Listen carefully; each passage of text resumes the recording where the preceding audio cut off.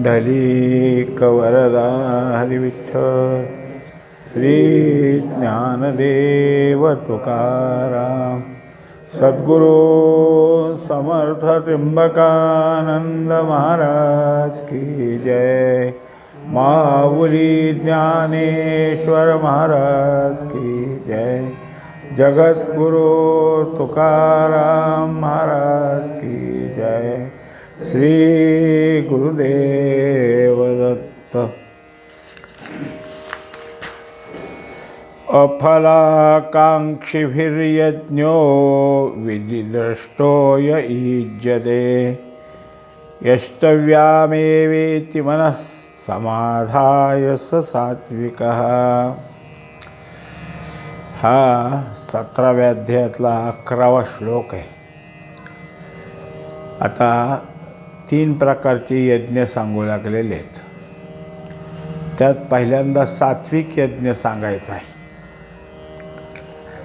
यज्ञ करणारा सात्विक भावाचा, सात्विक स्वभावाचा असतो आणि मग त्याच्याकडून जो यज्ञ होतो तो कसा, तर मुळात तो शास्त्रविधीला धरूनच करतो।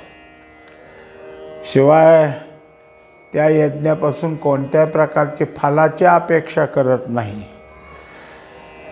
विधी योग्यतेनं पाळत असा जो काही सात्विक पुरुष आहे त्याच्याकडून हे यज्ञ होणं हे कर्तव्य आहे असा मनाचा निश्चय करून जो यज्ञ केला जातो त्याला सात्विक यज्ञ असं म्हणतात। तरी एको प्रियोत्तमो वाचोनी वाढोनेधी कामो जैसा का मनोधर्मो पतिव्रतेचा। काही थोडासा दृष्टांत दिलेला आहे की जशी पतिव्रता स्त्री आपल्या पती वाचून दुसऱ्या कोणत्याही पुरुषाबद्दल कामना करत नाही, कामभाव जागा करत नाही किंवा त्या पुरुषाकडं पाहतसुद्धा नाही, ती जशी आपल्या पतीशी एकरूप मनापासून झालेली असते, तिच्या मनाचा धर्मच तो एक पक्का झालेला आहे, अशी जी काही स्त्री आहे आणि तिचा जो मनोधर्म आहे हा काय आपल्याला दृष्टांताला घेतला। नाना सिंधू ते ठाकोनी गंगा पुढारा न करीच निगा का आत्मा देखोन योगा वेदू ठेला। आता जसं गंगा नदी उगमापासून समुद्राकडे जाण्याकरता उगम पावलेली आहे, तिथून वाहत राहते, सतत प्रवाहित आहे। किती अडथळे आले, काही झालं तरी ते ओलांडून ती नदी जशी पुढे पुढे पुढे जाते आणि शेवटी समुद्राला मिळते। आता परत माघारी फिरायचं कारण नाही ना, समुद्राला भेटली आता बस झालं, आता चला माघारी। जसं तुम्ही आम्ही कोणी समुद्र पाहिला नाही म्हणून गेलो समुद्राच्या किनारी, केवढा आश्चर्य वाटत चाललं। आता काय तिथंच राहणार का आपण, काही थोड्या वेळाने निघणारच माघारी। तशी ही काही गंगा माघारी निघते का, तर नाही, ती एकदा समुद्राला मिळाली की परत जे येत असलेलं पाणी मिळतच राहतं। तसं एकदा आत्मा जाणला की पुन्हा जाणायचं काही नाही, मग एकदा जाणलेलंच अगदी परिपक्व होतं। वेदू म्हणजे जाणणंच। आता त्या ठिकाणी एकदा जाणणं तिथं जाऊन पोचलं आणि स्वरूपाशी एकरूप झालं की जाणणेपणा स्वरूपाकार झाला। आता तिथं जे काही जाणीव आहे ती परमात्मा स्वरूपाचीच आहे। त्याच्या ठिकाणी जाणता आणि नियंता हे दोन्ही काय आहेत, भेद नाहीत, ती केवळ असणारी जाणीव आहे। आणि तिथं जाऊन आपण घेत असलेली जाणतेपणाची जाणीव तिथं जाऊन एकरूप होते। तैसे जे आपुला स्वहिती वेचोनिया चित्तवृत्ती नुरवितीच अहंकृती फळा लागी। आता याप्रमाणे जे लोक असे आहेत की स्वतःच्या हितासाठी जे जे काही चित्ताला करावं लागतं ते चित्तवृत्तीकडून करून घेतात, पण मनाच्या ठिकाणी अंतःकरणाच्या ठिकाणी यत्किंचीसुद्धा अहंकार उभा राहू देत नाहीत. थोडीसुद्धा अहंकृती भाव त्या ठिकाणी राहत नाही. जे मी केलं आहे हे मला करणीय आहे, मला करायचंच आहे असं समजून सगळी ही काही जी आहेत ती कर्म केली स्वहितार्थ, तरी त्याच्या ठिकाणी हे सगळं कोणीतरी मला उपकाराने दिलं आहे असं जाणवत नाही. पातलिया झाडाचे मुळे मागुते सरोनेण्याची जळ जिराले का केवळ तयाची अंगी. आता दुसरी काय आहे की जसं पाणी आलं आणि आळ्यातून झाडाच्या मुळाशी येऊन थांबलं, बस झालं आपलं काम, असं नाही. ते खाली उतरून झाडाच्या मुळ्यांना जे लागत असेल ते पाणी तिथं त्याच्यामध्ये शिरतं. तसं हा जो काही आहे त्याच्या ठिकाणचं जाणणं ते तिथे एकदा जाऊन जिरलं की परत त्या ठिकाणी एकरूप होऊन जातं.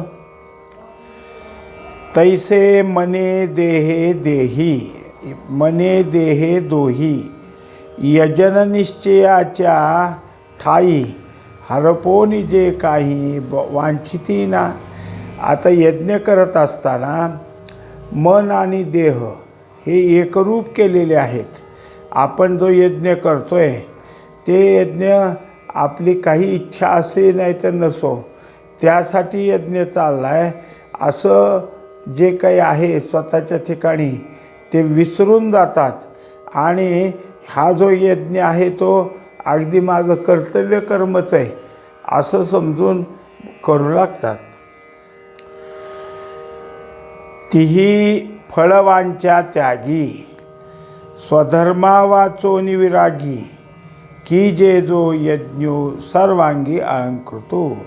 आता त्या ठिकाणी यत्किंचीसुद्धा त्या फळापासून किंवा त्या यज्ञापासून अमुक एक फळ मला मिळावं अशी इच्छाच नाही.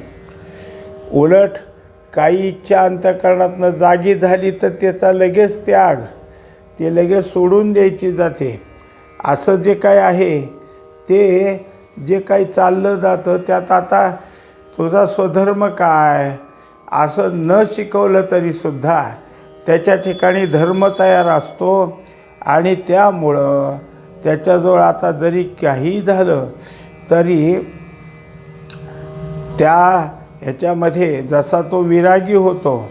आपलं काय आहे की स्वधर्म कर्तव्य करणं हेच, मग त्याच्या ठिकाणी आता सगळा यज्ञ पार पाडणं हेच तो स्वतःला अलंकार समजतो. परी आरिसा आपण पे डोळा जैसा घेपे का तळहातीचे दीपे रत्न पाहिजे.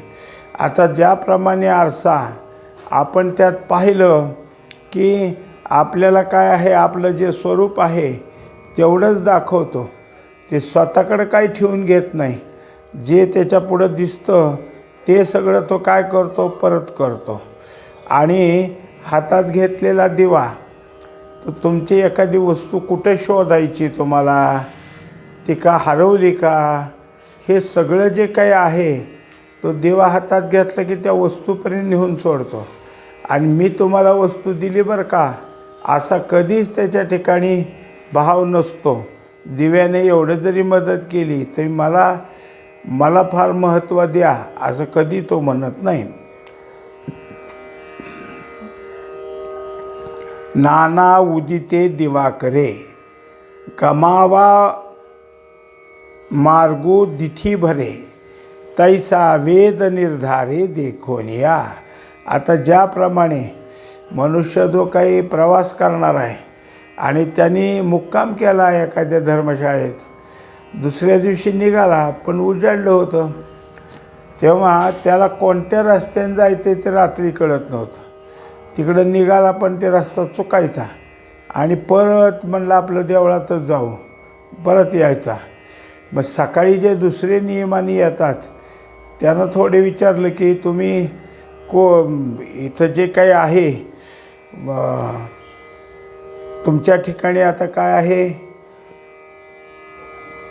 सूर्यानं दाखवलेला जो रस्ता आहे तो जो काही विसरला होता, चुकला होता, तो त्याच्या ठिकाणी आता काय स्पष्ट दिसू लागला. त्याप्रमाणे वेदानं ज्या आपल्याला दाखवलेल्या मार्ग आहेत, वाटा आहेत, ते पाहून हे सगळे जे आहेत ते सात्विक यज्ञ करणारे त्या वाटेने निघतात.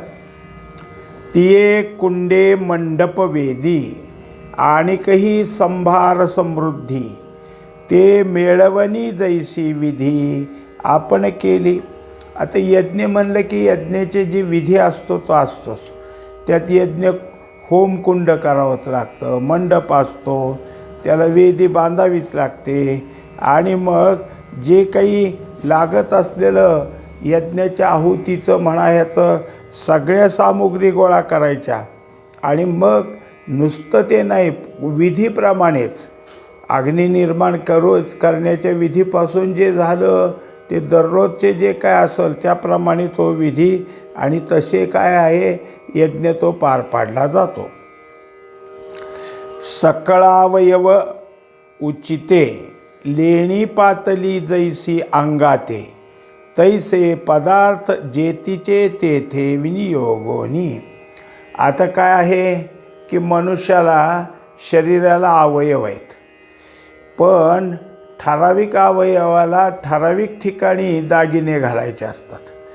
काही दागिने आहेत आपले स्वतःचेच, आणि आपल्या शरीरावर कुठे घातले तर कसं होईल. एखाद्याला काय आहे की डाव्या हातात आणि उजव्या हातात जे अंगठा सोडून बाकीच्या चारही बोटाला अंगठ्यात, इकडं 4 इकडं 4.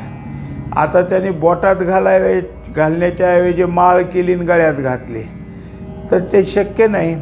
का शक्य नाही? तर अशी परंपरा नाही, अशी रूढी नाही. लोक हसतील, नावं ठेवतील. जर एखाद्याने म्हणलं तर तो म्हणेल कदाचित, तुम्हाला काय घेणं आहे, माझं अंगठ्या मी कसाय घालेल. तसं कसाय काय घालतील? जे ज्या ठिकाणी घालायचा अलंकार असतो तिथं जर घातला गेला तर ते जसं शोभून दिसतं, तसंच हे जे काही आहे यज्ञ आणि त्याचे जे पदार्थ आहेत ते विधीप्रमाणे जिथले तिथं ठेवले, जेव्हा लागते तेव्हाच त्याचा उपयोग करत घेतला तर हे जसं अलंकार जिथल्या तिथं घातले म्हणजे शोभून दिसतात, तसं हे शोभून दिसल. काय वानुभूती बोली जैसी सर्वाभरणी भरली, ते यज्ञविद्याची रूप आली यजनमिषे. तेव्हा या सगळ्या गोष्टी त्याने जिथल्या तिथं गेल्या. पहिल्या अगदी काय आहे की सुरुवातीपासून ते यज्ञाचे जे जे काही रोजचे असतील ते सगळे भाग विधीप्रमाणे तो काय करतो आहे, पार पाडतो आहे. आणि असं जर झालं तर त्या यज्ञपुरुषाला इतका आनंद होतो की हे सगळं यज्ञविधीप्रमाणे चाललं आहे. त्याच्या ठिकाणी काय आहे की यज्ञविद्याच त्या ठिकाणी स्वतः म्हणते, आता चला आपणच इथं साकार होऊ. कारण आपल्याला घेऊन जाणारा असा कोणीच नव्हता, हा भेटला आहे. मग ती यज्ञविद्याच त्या ठिकाणी येते आणि तिच्या यज्ञ होण्याचा निमित्त करून त्याला मदत करत असते. तैसा सांगो पांगू निपजे जो यागू, नुठोनिया लागू महत्त्वाचा. अशा तऱ्हेनं अत्यंत दक्षतेनं करत असलेला हा सात्विक यज्ञ तो जसा जसा पुढं जात असला तरी यत्किंचितसुद्धा ह्याच्या मनात कोणचे संकल्प, आशा, फलाची आशा काही उभा राहत नाही. प्रतिपाळू तरी पाटाचा, झाडी की जे तुळशीचा, परी फळा फुला छायेचा आश्रय नाही. आता एरवी काय आहे की शेतात पिकं लावतो आपण, फळझाडं लावतो अनेक गोष्टीत, आणि त्यापासून किती उत्पन्न येईल ह्याची वाट पाहतो. निसर्गाचा कोप झाला दुःख वाटतं, इतर काही माणसांनी त्रास दिला दुःख वाटतं, आणि काही त्रास न होता किंवा एवढा तेवढा होऊन जर चांगलं पीक आलं तर आनंदच होतो. हे जसं आहे. पण आपण दारात तुळस लावतो, दररोज त्याला पाणी घालतो, देव म्हणून काय पाया पडतो. तुळशीने काय तुम्हाला फुलं दिली का फळं दिली? काय दिले? काही न दिलं तरी त्या तुळशीच्या ठिकाणी भाव धरून आपण जसं ती दररोजचे डोळस तिचा प्रतिपाळ करतो, तसं हे यज्ञ जे करतात त्याला काहीही भाव धरत नाहीत. यापासून मला अमकं मिळावं तमकं मिळावं असं काही न ठेवता ते काय करतात, सगळं यज्ञभाग पार पाडतात. किंबहुना फळाशे विन ऐसे या निगुती यज्ञ निर्माण होय तो या गोजान सात्विकोगा. एकंदरीत काय आहे, काय पाहिलं आपण सात्विक यज्ञामध्ये? शास्त्रविधीप्रमाणे करतात. वेद जसं सांगल तसा तसा यज्ञ पार पाडला जातो. शास्त्रविधीप्रमाणे सगळे साहित्य जिथल्या तिथं ठेवून होत असतं. आणि ह्या सगळ्याबरोबर यत्किंचितसुद्धा फळाची आशा नसती. असा हा जो काय आहे हा सात्विक यज्ञ आहे. अभिसंधायतु फलं दंभार्थमपि चैव यत् इज्जते भरतश्रेष्ठ तन्यज्ञं विद्धि राजसम. आता आपण जे काही 12वा श्लोक पाहत आहोत त्याच्यामध्ये त्यांनी सांगितलं की फलाची अपेक्षा ठेवून, काही ना काहीतरी मनामध्ये दुसराही हेतू त्या ठिकाणी ठेवून हा जो काही राजस यज्ञ चाललेला आहे, त्या यज्ञामध्ये सगळ्यात जास्त प्रमाण जर कशाचं असेल तर दिखाऊपणा जास्त आहे. लोकाला दाखवण्याकरता. आणि हे सगळं करून आपल्याला काय मिळतं यासाठी हा राजसी यज्ञ चाललेला असतो. आता यज्ञू कीरवीरेशा परिपय्याची ऐसा परिश्राद्धा लागी जैसा अवंतीला राहो. आता ह्याचं यज्ञ कसा आहे तर असा तसाच आहे, पण हेतू मात्र त्याच्या ठिकाणी काय आहे की मी करत असलेल्या यज्ञापासून मला काय मिळेल ती योजना करूनच असतो. उदाहरण त्याला दिले की घरी श्राद्ध तिथी होती. मग श्राद्धाच्या वेळेस जसं आपण पितरासाठी मनुष्य जेवायला बोलावतो, देवस्थानी बोलावतो, तसं काय केलं ह्याने राजालाच बोलावलं. आता श्राद्ध ह्याच्या घरी ह्याच्या वडिलाचं आणि आमंत्रण कोणाला दिले? राजाला दिलेलं आहे. परी राजा घरासी ये तरी बहुत उपयोगा जाये आणि कीर्तीही होये श्राद्ध न ठाके. आता हेतू काय काय आहे त्याचा? राजा घरी आला आणि आपण जेवायला घातलं की खुश होईल, तुझं काय काम आहे असं म्हणून सगळी कामं आपली पूर्ण करेल. शिवाय राजा यांच्या घरी आला आहे असं म्हणून काय करतील, सर्वजण त्याच्या ठिकाणी त्याच्याकडे वेगळ्या दृष्टीने पाहतील, म्हणजे त्याची कीर्ती वाढेल आणि श्राद्धही होईल. श्राद्ध होण्यातही काही अडचण नाही. म्हणजे अशा तऱ्हेनं श्राद्ध जरी पार पाडायचं असलं ह्यातनं काय मिळतं हे पाहूनच. तैसा धरोनी आवांका म्हणे स्वर्गू जोडेल असिका दीक्षितो होईल मान्यो लोका घडेल यागू. तेव्हा एकंदरीत अशासाठी यज्ञ करायचा आहे की या यज्ञाचं फल म्हणून स्वर्गात जायला मिळेल, तिथं काय असेल तो भोग मिळेल आणि त्या भोगाबरोबरच आपल्याला आपण यज्ञ केला आहे म्हणून दीक्षित हे जे पद असतं ते प्राप्त होईल.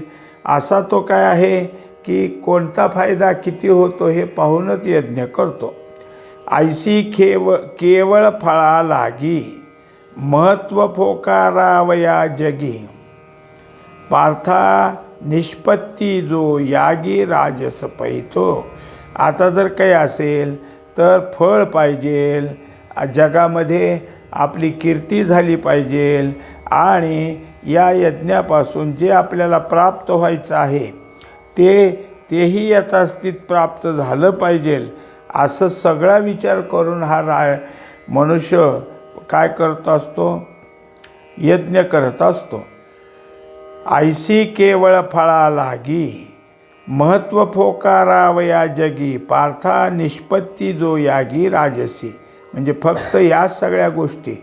मग सात्विक यज्ञापेक्षा ह्यात काय पाहिलं तर आपलं नाव मोठं व्हावं, कीर्ती व्हावी, शिवाय आपल्याला काय आहे फळ प्राप्त व्हावं आणि पुन्हा मान्यता मिळावी, अशा तऱ्हेची इच्छा करूनच रजोगुणी यज्ञ करत असतो. पुंडलिक वरदान विठ्ठल श्री ज्ञानदेव तुकाराम सद्गुरू समर्थ त्र्यंबकानंद महाराज की जय. माऊली ज्ञानेश्वर महाराज की जय. जगद्गुरु तुकाराम महाराज की जय. श्री गुरुदेव दत्त.